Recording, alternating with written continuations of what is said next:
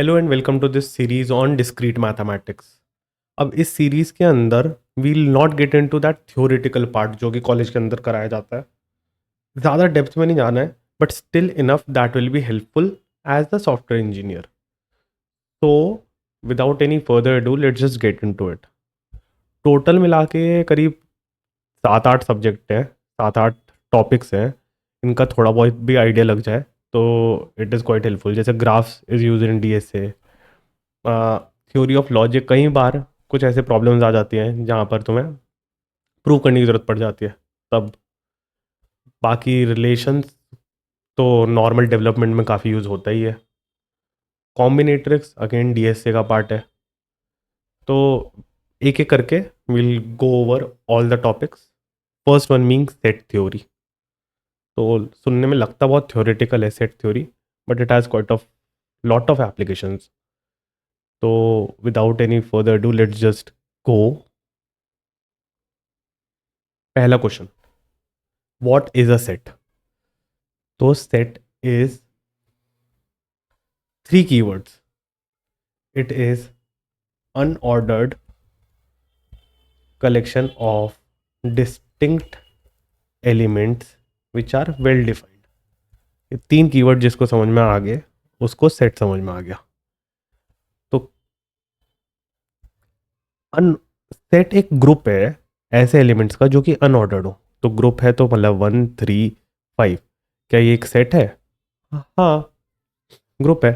Unordered है, unordered चल सकता है। मतलब कि अगर इसी चीज़ को मैं A = 315 करके लिखता तो वो भी चलता, सेम ही बात है।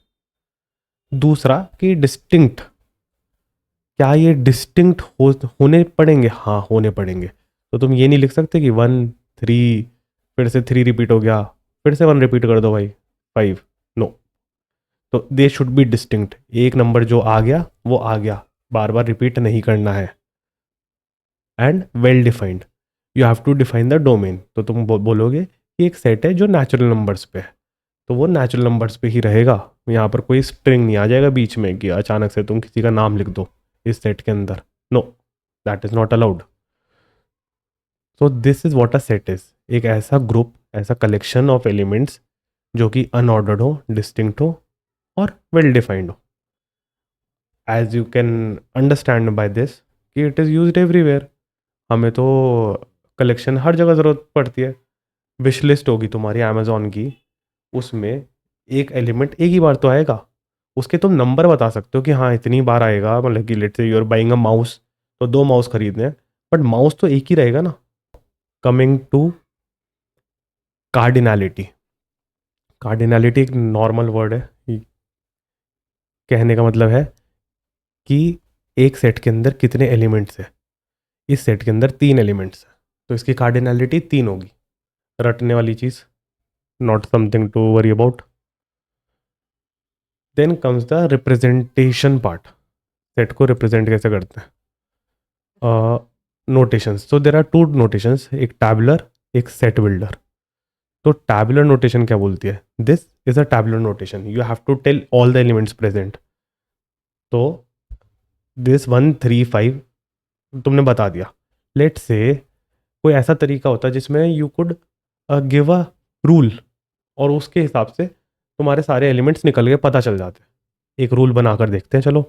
X where x belongs to, इसको बिलोंग्स टू बोलते हैं, belongs to natural number where x is less than 10। एक रूल बनाया तुमने। अब इस सेट के अंदर कौन कौन से एलिमेंट होंगे बताओ ज़रा। 1 2 3 4, ये सारे के सारे नेचुरल नंबर हैं और 10 से छोटे हैं। कब तक चलते रहेंगे? 9 तक। तो this is set builder form, this is tabular form. Types of set, classification. तो मेजर क्लासिफिकेशन जो है सेट की वो है फाइनाइट सेट। क्या हुआ? जैसा कि name is telling, finite set मतलब कि एक ऐसा सेट जिसमें नंबर ऑफ एलिमेंट्स लिमिटेड हो। तो A = 1 3 5, limited number of elements, it is a finite set. Infinite, जैसा कि अभी हमने पहले वाला करा ही था ये हमने करा था ना। अगर इसमें वाली कंडीशन हटा दो, x divided by x less than 10, तो इनफाइनाइट हो गया। लिख कर देखते हैं, एक x where x belongs to natural number. कितने नेचुरल नंबर होते हैं इस दुनिया में? इनफाइनाइट होते हैं। तो 1 2 3 कहाँ तक जाएगा? इनफाइनाइट तक जाएगा। नल सेट, ऐसा सेट जिसके अंदर कोई भी एलिमेंट ना हो, तो ऐसे रिप्रेजेंट करते हैं। या फिर एक, इसको बोलते हैं फाई, इससे भी रिप्रेजेंट कर सकते हैं।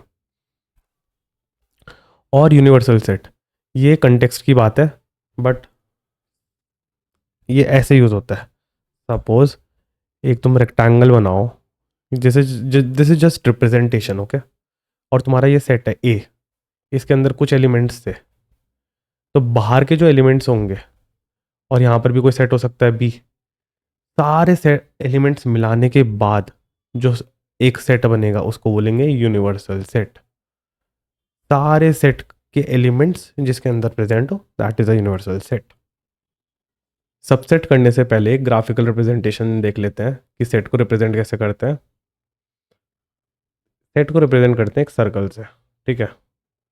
ये हो गया सेट ई, इसके अंदर एलिमेंट हो गए 1 और 3। That is a simple representation of a set. अब बात आ गई यूनिवर्सल सबसेट की।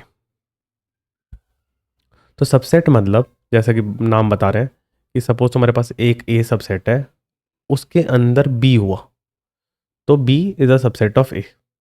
Very simple, will see example.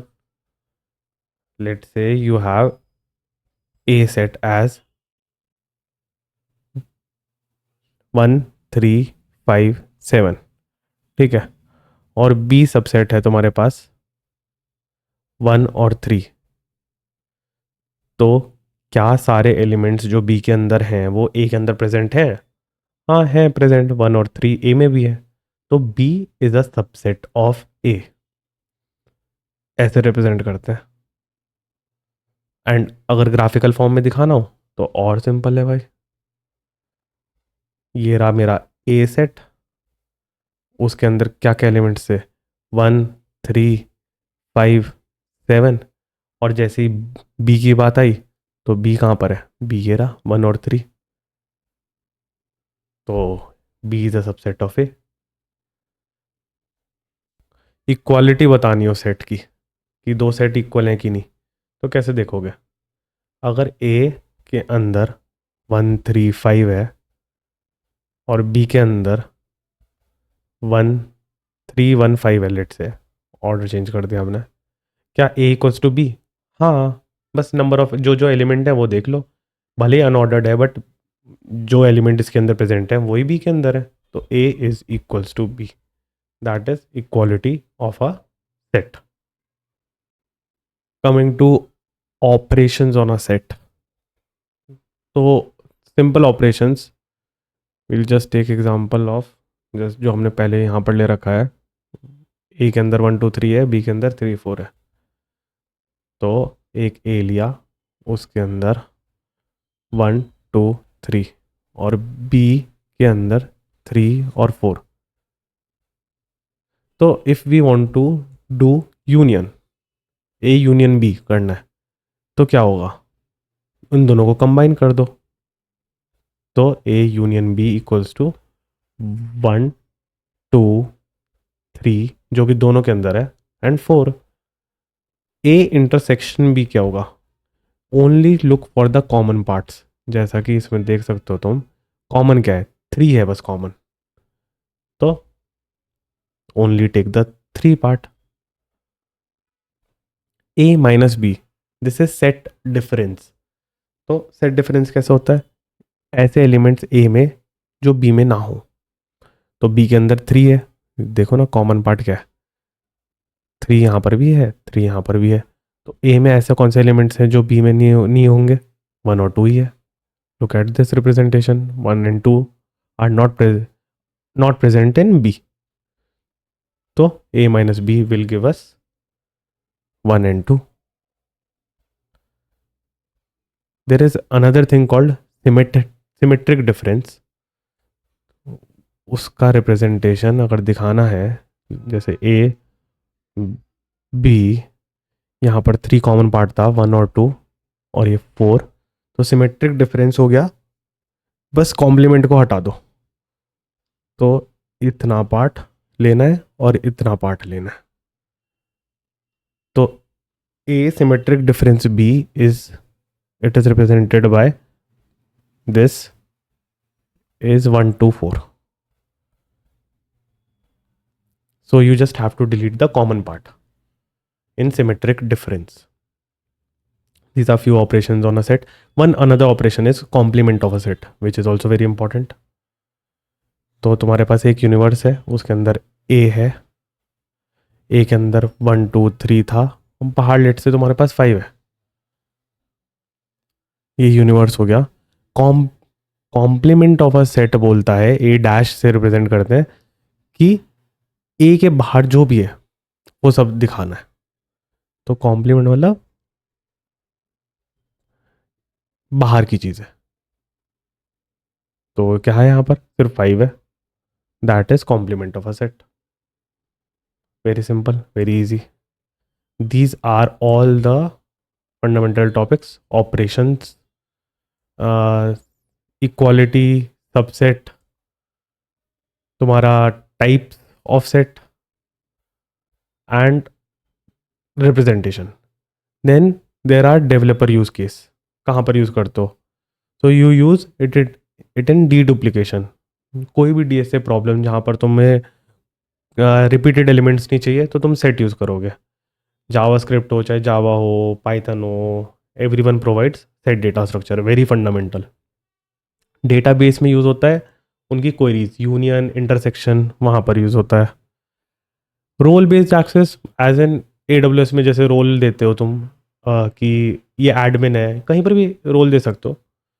तो उसको परमिशंस डिफाइन करनी है कि रीड, राइट, डिलीट, किसी के पास सिर्फ रीड की परमिशन होगी तो उसका एक सेट बना दो। तो यूज़ केसेस तो काफ़ी हैं, but the theoretical part is always hidden. Next topic will be relations, where will we see कि इन सेट्स का आपस में रिलेशन क्या है, रिलेशनशिप्स कैसे बनती हैं।